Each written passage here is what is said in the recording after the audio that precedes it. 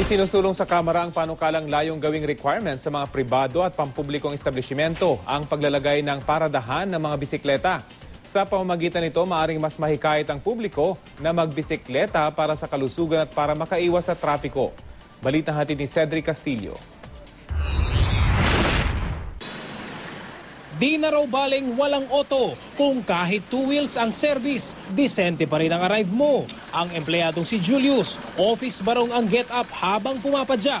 Sa bulsa, sa baga at maging sa pasensya, may malaking benepisyo raw ang pagbibisikleta. Menos sa oras to dahil hindi ka matatraffic. Pag umuulan naman sir, ang ginagawa niyo? May payong naman ako. Lagi ako ready.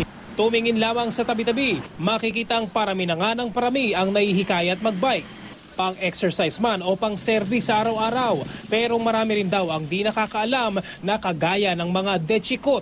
Nagiging problema rin minsan ng mga siklista kung saan paparada. Nariyang ihambalang sa gitang bike o kaya ikadena kung saan-saan. Huwag lang mabubuwal ang punong ito ng papaya. Safety raw itong dalawang bisikleta. At kahit pa ang metal billboard na ito sa isang kanto sa Quezon City, jump-off point ng mga siklista.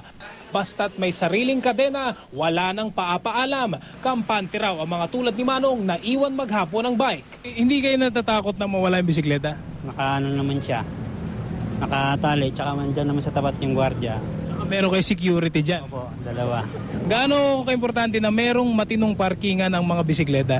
Importante kasi yung sa maintenance lang ng bike, magastos din. So yung bisikleta mo, saan nakapark?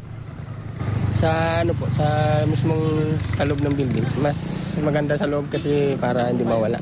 Kung maisa sa batas ang House Bill number 572 o ang Bicycle Parking Law of the Philippines, magiging requirement hindi lang sa government offices, kundi pati na rin sa private buildings, shopping malls at iba pa ang paglalagay ng bike racks o paradahan ng mga bisikleta. Bukod sa mainam sa katawan, isa raw ito sa nakikitang solusyon pangontra sa traffic congestion, lalo na sa Metro Manila. Kahit saan naman may trabaho, meron naman laging pumunta sa trabaho na nakabike.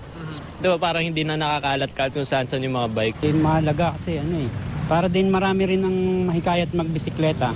Ayon sa UP Vice President for Public Affairs at siklista ring si Professor Prospero de Vera, sa panahon ngayon, seryoso at hindi na pagpapakyut lang ang usapin ng bisikleta bilang transportasyon. Kung magbisikleta ka ngayon sa EDSA, mas mabilis ka makakarating sa pupuntahan mo kaysa kung magdadrive ka on any given day. Simply because the volume of vehicles in our main streets have reached intolerable proportions. Kahit na hindi ka maglagay ng bike lane o hindi, marami talaga nagbibisikleta to work.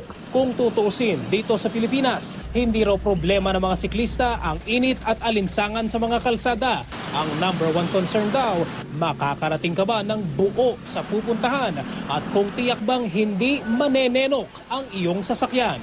Ang kulang sa Metro Manila, walang integrated plan. Merong patsi-patsi. Sasabihin, gagawa ng bike lane mula ganitong kalsada hanggang ganitong kalsada. Bike lane, unlike what many people think, doesn't have to be in the main street all the time. Ganyan ang design pag tinignan mo sa ibang bansa. Cedric Castillo, GMA News.